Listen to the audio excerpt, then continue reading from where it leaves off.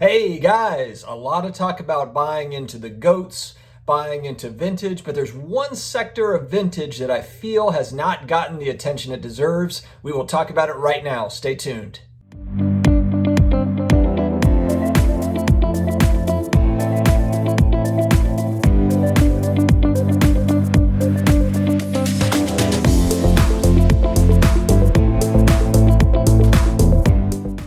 Hey, sports card collectors, investors, all my collectibles friends. It is Monday morning. We're going to start the week off with some vintage football talk. But before I do get into it, please go ahead and hit that subscribe button, karate chop, the notification bell. That's the thing. We are putting out pretty much daily content, daily videos. I am also doing live streams occasionally once, twice a week. I've got Ben Carlos, another great sports card YouTuber, coming on tonight. So I'm excited to have Ben on. It's a fun ride, guys. So hit that subscribe button, stick with us. Also, if you would like to support the channel, additionally, there is Amazon links in the video description. So if you do any of your Amazon shopping through those links, we do get a small piece of that pie and would very much appreciate it to help us grow out this channel. All right, guys, we keep hearing about all these record-breaking prices. There's a lot of exciting things going on in sports cards, and a lot of it revolves around vintage basketball and vintage baseball cards. There are, of course, a lot of modern cards that are breaking records as well, but there's a lot of attention on vintage basketball and vintage baseball. But the one sport that surprises me that just doesn't get as much attention, it's starting to get more and more, is football, vintage football cards. And I'm not even just talking about 80s cards. I know I've been buying a lot of the Bo Jackson, Barry Sanders type stuff here recently. That's part of it, but a lot of people don't consider 80s vintage. I'm talking about pre-1980 stuff. And so we're talking about Bart Starr rookie cards, Fran Tarkenton rookie cards, Walter Payton rookie cards, Jim Brown rookie cards, stuff like that. And so that's the stuff. It has gone up. Don't get me wrong. I mean, there's certain cards that have gone up, but there are a lot of great Hall of Fame football players that still have not really seen much of a bump, much of a rise. And that surprises me, just given that the NFL and football is the most popular sport in America from a revenue standpoint. From a revenue standpoint, there's not another sport that brings in more money than the NFL. And football is big business, and it's huge with fans. It's a massive fan base. And football cards just have kind of lagged behind because they haven't been as popular historically as baseball cards. And then basketball cards have picked up with more of a global audience. So that does make sense. You have a lot of Asian investors. There's a lot of European investors that buy into, the Kobes and the Jordans and the LeBrons and stuff like that on the high end. So it makes total sense why that has happened. But it still feels like, when people are kind of looking for where are there opportunities in sports cards, there's nothing to buy, everything is so expensive. Well, I do feel that there are some opportunities with Hall of Fame football players out there, and I'll talk about a few of them. I have, for example, I've got a Jim Brown rookie card in a PSA 3. I bought this one 2 years ago for about $200. Now the card is about $1,500, roughly $1,400, $1,500. The Jim Brown is one example of a card that has gone up pretty dramatically. I also have Terry Bradshaw rookies. I've got Roger Staubach, a couple of those. I've gotten PSA 6s because that's kind of right at my price point. About $300, $350 is kind of the top of where I like to be. So I've also gone into second year. I really like 72 Tops football. I like 72 Tops basketball too, but this is a second year Bradshaw and a PSA 7. And I got it a few months back for about $70. I like these because as I look at kind of what's going on, when I'm seeing, Kareem Abdul-Jabbar rookie cards selling for $100,000, $50,000, whatever it is, there's kind of that, people are looking for the lower grades now of the Lou Alcindor rookie card. Those are starting to go up kind of in a similar fashion as the Jim Brown rookie card has.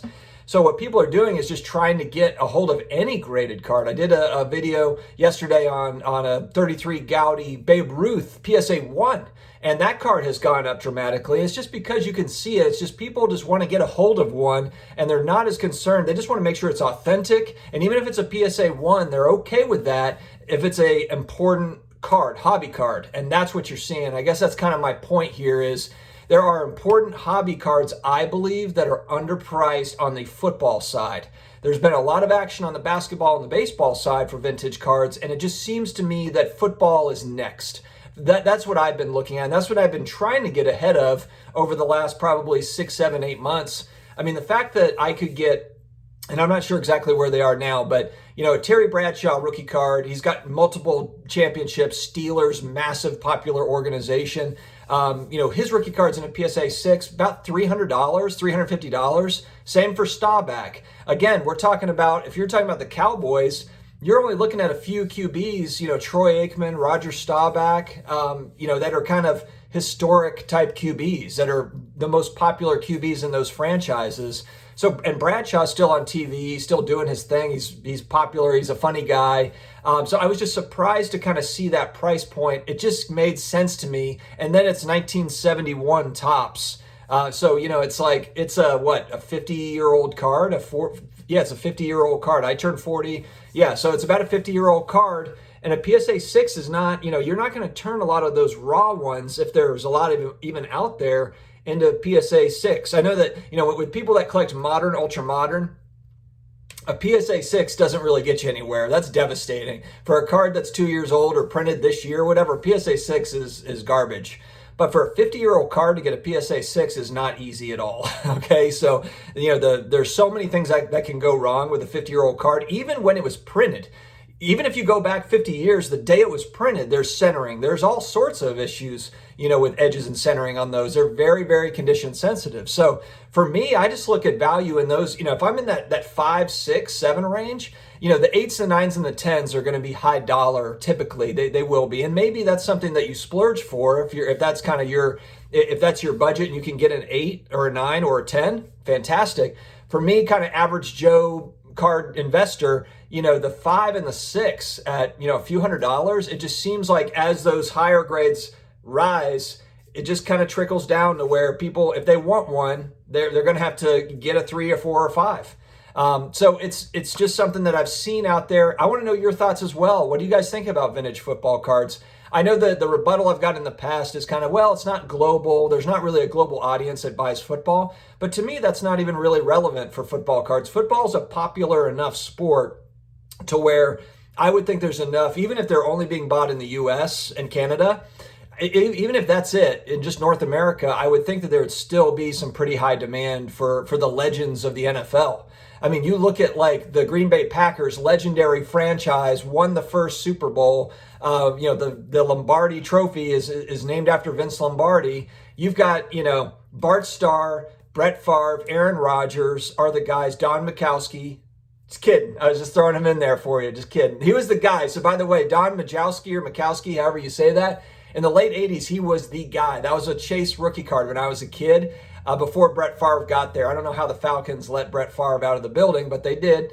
And the rest is history. But yeah. But my point is, if you look at these franchises, you know, I'm a big New Orleans Saints fan. They started in 1967.